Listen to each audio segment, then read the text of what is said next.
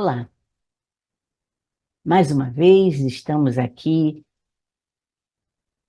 entendendo o roteiro de Jesus. Porque, na verdade, o roteiro de Jesus é para nós também, né? Nós aprendemos com aquilo que ele falou para os apóstolos e cada vez mais estamos nos fortalecendo nos ensinamentos dele. Roda a vinheta.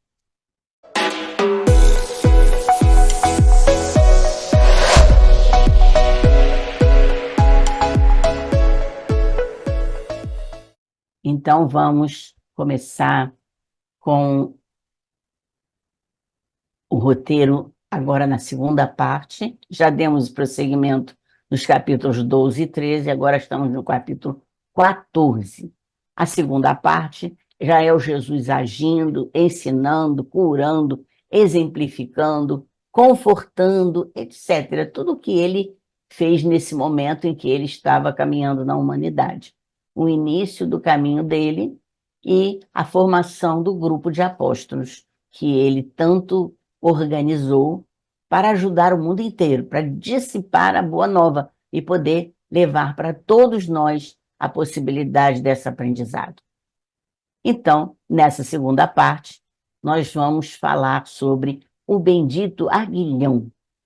O aguilhão que Jesus trouxe, aquele amor, aquela fraternidade que ele tanto quer que nós aprendamos a vivenciar. E nós vamos ver como é que ele aborda essa questão. Ele começa falando sobre essa ideia do que ele queria levar para o povo com Simão Pedro. Atendendo a certas interrogações de Simão Pedro, no singelo agrupamento apostólico de Cafarnaum, Jesus explica solícito. Destina-se a boa nova, sobretudo, à vitória da fraternidade. Então, veja o que ele quer deixar de recado, né? O aguilhão do ensinamento dele é a fraternidade, é a amorosidade. E ele continua.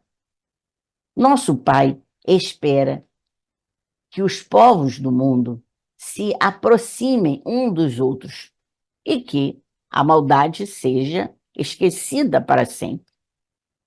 Não é justo se combatam as criaturas reciprocamente a pretexto de exercerem domínio indébito sobre os patrimônios da vida, dos quais somos todos simples usufrutuários. Então, ele estava combatendo as brigas pela matéria. Não é justo se combatam as criaturas reciprocamente em cima dos dons do patrimônio material. Operemos assim contra a inveja que esteja o incêndio da cobiça, a inveja aumentando esse incêndio, contra a vaidade que improvisa a loucura e contra o egoísmo que isola as almas entre si. Naturalmente, a grande transformação não surgirá de inesperado. Claro, tem que ter passo a passo, né? Santifiquemos o verbo que antecipa a realização. O verbo antecipa a realização. Então, ele quer que as palavras tenham força, que as palavras tenham sentido para os homens. No pensamento bem conduzido e na prece fervorosa, receberemos as energias imprescindíveis à ação que nos cabe desenvolver. A paciência no ensino garantirá êxito e sementeira a esperança fiel alcançará o reino divino. E a nossa palavra, aliada ao amor que auxilia, estabelecerá o império da infinita bondade sobre o mundo inteiro. Há sombras e moléstias por toda parte, como se a existência na Terra fosse uma corrente de água viciada. É imperioso reconhecer, porém, que se regeneramos a fonte, aparecerá adequada solução ao grande problema. Restaurando o espírito em suas linhas de pureza, sublima-se-lhe as manifestações. Então, se você cura o espírito, as ações dele sairão limpas, sairão benditas, que o que está viciado, na verdade, é o espírito. E que sai essa fonte onde tem que ser trabalhado, que é o espírito. Em face da pausa natural que se fizera, espontânea na exposição do mestre, Pedro interferiu perguntando: Senhor, as tuas afirmativas são sempre imagens da verdade. Compreendo que o ensino da Boa Nova estenderá a felicidade sobre toda a terra. No entanto, não concorda que as enfermidades são terríveis flagelos para a criatura? E se curássemos todas as doenças? Se proporcionássemos duradouro alívio a quantos padecem aflições no corpo? Não acreditas que assim instalaríamos bases mais seguras ao reino de Deus? E Filipe ajuntou e colocou alguma coisa ligada também ao que Pedro falou. Grande realidade. Não é fácil concentrar ideias no alto quando o sofrimento físico nos incomoda. É quase impossível meditar nos problemas da alma se a carne permanece abatida de achaques. Então, tem chagas por toda a parte e eles estão preocupados com isso.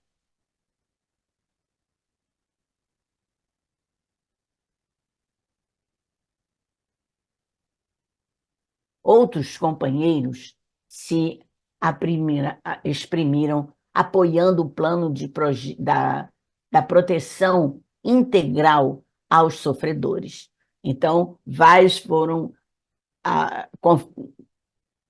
compreenderam o que Pedro falou e aceitaram essa ideia. Primeiro, vamos curar o corpo, para que as pessoas possam ouvir por estarem mais alegres, mais livres, mais felizes em relação à própria vida. Jesus deixou a serenidade reinasse de novo e, louvando a piedade, comunicou aos amigos que, no dia imediato, a título de experiência, todos os enfermos seriam curados antes da pregação. Olha só, ele aceitou a ideia do Pedro. Vamos ver o que acontece.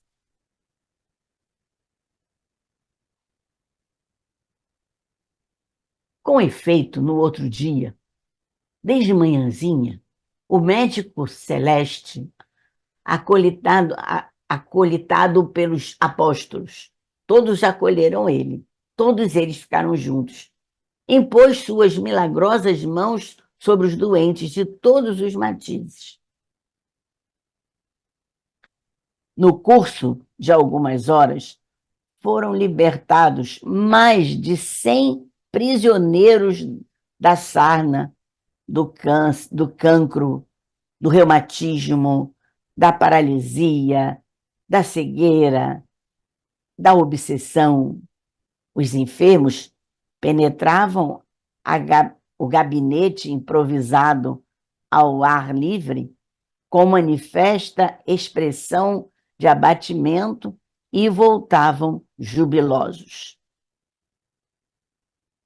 Tão logo reapareciam de olhar fulgurante, restituídos à alegria, à tranquilidade e ao movimento formulava, formulava Pedro o convite fraterno para o banquete de verdade e luz.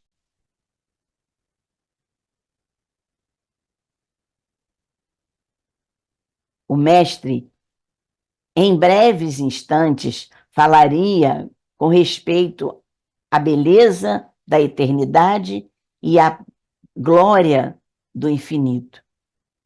Demonstraria o amor e a sabedoria do Pai e descortinaria horizontes divinos da renovação, desvendando segredos do céu para que o povo traçasse luminoso caminho de elevação e aperfeiçoando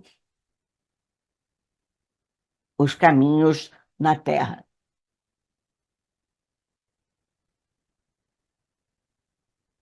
Os alegres beneficiados, contudo, se afastavam céleres entre frases apressadas de agradecimento e desculpa. Declaravam-se alguns ansiosamente esperados no ambiente doméstico e outros se afirmavam interessados em retomar certas ocupações vulgares com urgência. Com a cura do último ferimento, a vasta margem do lago contava apenas com a presença do Senhor e dos 12 aprendizes.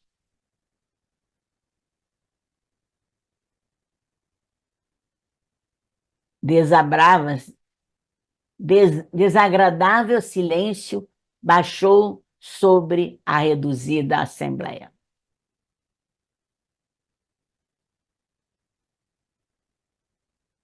O pescador de Cafarnaum endereçou significativo olhar de tristeza e desapontamento ao mestre, mas o Cristo falou compassivo.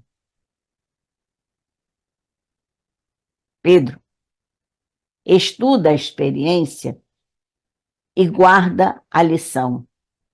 Aliviemos a dor, mas não nos esqueçamos de que o sofrimento é criação do próprio homem, ajudando a esclarecer-lhe para a vida mais alta. E sorrindo expressivamente, rematou: a carne enfermiça é remédio salvador para o espírito envenenado. Sem o bendito aguilhão da enfermidade corporal, é quase impossível tanger o rebanho humano do lodaçal da terra para as culminâncias do paraíso. Essa mensagem está no livro Contos e Apólogos, capítulo 6. O que ele quis mostrar com isso?